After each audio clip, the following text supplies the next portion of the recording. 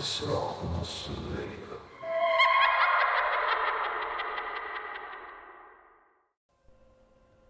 أنا اسمي مروان، طالب في كلية إعلام في سنة تانية. قصتي بدأت لما كنت رايح أقضي أسبوع في بيت جدي في الريف، في قرية صغيرة كده، نقدر نقول من القرى الفقيرة هناك. كنت فاكرها هتكون فرصة أريح فيها دماغي شوية من زحمة القاهرة، لكن اللي حصل لي ما كانش راحة، ده كان كابوس. أول يوم لما رحت طبعا قابلت خالي هناك، رحب بيا وفتح لي بيت جدي، قعدت فيه، ظبطت هدومي وحاجتي وقعدت. بصراحة راحة بال، أي حد هيكون عايش في الأرياف هيفهم قصدي. أول يوم وأنا نايم سمعت صوت بيهمس باسمي، كان ناعم وهادي لكن مش مريح. قمت مفزوع، فتحت الشباك. الشارع كان ضلمة، ضلمة جدا، بس كان في صوت، صوت حد بينده عليا، بيقول لي تعالى يا مروان. حاولت أقنع نفسي إن ده حلم، أو يمكن صوت هوا داخل من الشباك. ما حطيتش في دماغي الصراحة. بس في الليلة التانية حصلت حاجة خلتني أتأكد إن الصوت ده حقيقي. كنت قاعد ماسك الموبايل على السرير وعادي فاتح فيسبوك وبقلب،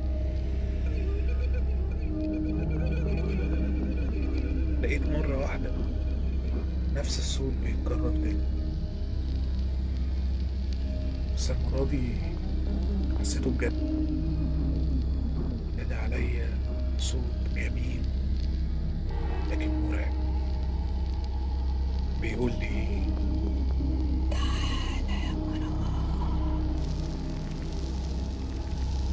بصراحة قمت مفزوع من مكاني، قلت لأ، مش هينفع أسكت. نزلت لخالي تحت وحكيت له اللي حصل. قال لي بصوت واطي أنا شفت حاجة. ضحكت أو حاولت أضحك يعني، قلت له لأ، حاجة إيه، أنا بس سمعت الصوت مش أكتر. قال لي تمام، ولا كأنك سمعت حاجة، عادي، ممكن تلاقي عيل ولا حاجة من العيال بينده عليك، بيهزر يعني. طبعا كلام مش منطقي، عيل صغير بالصوت ده، حسيته بيضحك عليا. طلعت تاني البيت وقعدت، بصراحة ما سمعتش الصوت تاني. نمت، وأنا في نص نومي حسيت الصوت قرب أوي، لقيته بينده عليا تاني، بيقول لي مروان، يا مروان. حسيت الصوت المرة دي كان قريب، قريب جدا. حسيت إن هو في ظهر البيت. طلعت، بصيت من الشباك، مش شايف حاجة، مش شايف إلا الترعة.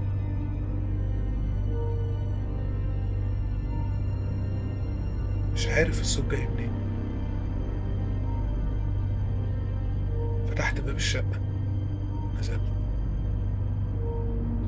بص حوالي، مفيش أي حاجة، الدنيا ضلمة، مفيش غير صوت المية في الترعة. وفجأة وأنا واقف شفتها، شفت واحدة واقفة في المية، شعرها مغطي وشها، بتبصلي من تحت الشعر. رجلي اتجمدت، كانت بتضحك، بتضحك ضحكة ميتة ملهاش روح. حسيت ان انا متجمد في مكاني. جريت، جريت بسرعة، جريت بأقصى سرعة عندي. لكن المشكلة حسيت اني تايه، مش عارف انا رايح فين. كل ما اجري كان صوتها بيقرب مني، كان صوتها عمال يقول لي ما تجريش يا مروان. قريت قرآن وانا بجري، حاولت اعمل اي حاجة تساعدني. لقيت نفسي قدام بيتنا مرة تانية. ناديت على خالي، خبطت لحد ما نزل فتح لي. قلت له قلت له كان عندك حق. قلت له انا شفتها يا خالي. خدني ودخلنا البيت. بيحكي شفت ايه بالظبط. قلت له واحدة واقفة في نص الترعة، كانت بتنده عليا، شعرها مغطي وشها كله. قال لي انا مش قلت لك ما تنزلش؟ ايه اللي نزلك بس؟ وحكى لي قصة النداهة. قال لي زمان كان في واحدة اسمها أمل. أمل كانت جميلة، كانت أجمل واحدة في القرية كلها. وفي يوم من الأيام سمعنا حد بيصوت ناحية الترعة. كانت أمل كانت بتغرق، ورغم إن أكتر من حد حاول إنه ينقذها، قبل ما تغرق بصت لكل اللي كانوا واقفين قدامها وقالت لهم مش مسامحاكم، وغرقت أمل.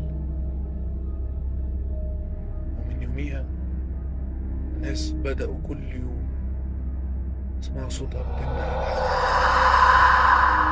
يروح لها وتغرقوا معاها في الترعة.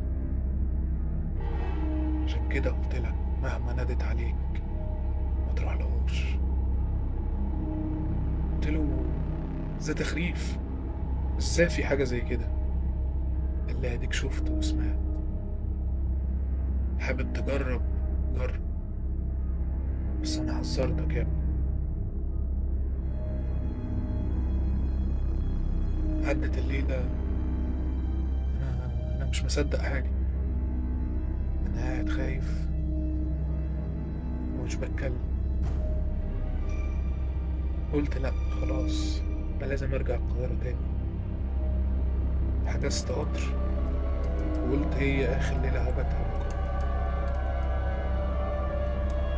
ويا ريتني ما حجزت قطر، ويا ريتني ما بت ليلة كمان. المرة التالتة وانا نايم اسمع صوتها تنده برضه باسمي،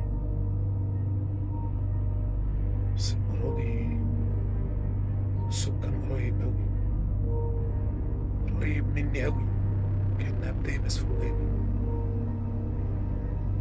صحيت ببص حواليا، ملقتش حاجة. لكن أول ما فتحت الدولاب لقيتها في وشي. بصيت تضحك نفس الضحكة المرعبة. سمرت مكاني. انت ايه اللي جابك هنا؟ انت مين وعايزة ايه؟ قعدت أقرأ قرآن في سري. قفلت الدولاب تاني وجريت على خالي تحت. قلت له انا ما نزلتش، والله ما نزلت لها المرة دي، ده انا لقيتها في الدولاب. قال لي ما انت ما سمعتش كلامي ورحت لها لما ناديتها. قلت له طب واللي عمل ايه؟ هعمل ايه دلوقتي؟ قال لي الشيخ منتصر الله يرحمه كان عامل شريط فيه رؤية شرعية. أول ما تحس إن في حاجة جنبك شغله، وربنا هو الحارس يا ابني. خدت منه الشريط طلعت لميت هدومي ورحت قبل ميعاد القطر بساعة. فضلت مستني القطر وركبت القطر. حمدت ربنا إني مشيت. بس وأنا في القطر كان بيعدي على أراضي زراعية كتير. وفجأة شفتها تاني. شفتها تاني كأنها بتجري جنب القطر بالظبط. نفس الشكل ونفس الضحكة المرعبة. المرة دي سمعتها وهي بتنادي. تعالى يا مروان، تعالى. طلعت الشريط وشغلته. صوت الشيخ منتصر كان بيقرا قرآن، بيقرا الرؤيا الشرعية. بصيت عليها تاني، لقيت كأن في دخان في الهواء، دخان كثيف. فجأة النور كله قطع في القطر. لقيتها اختفت.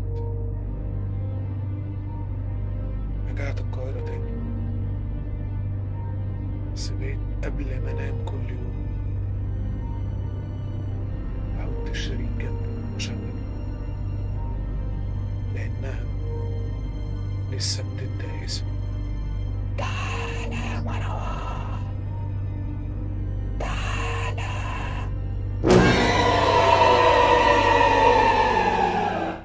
لو عجبتك القصة ما تنساش تعمل لنا لايك وسبسكرايب عشان يوصلك كل يوم قصة جديدة.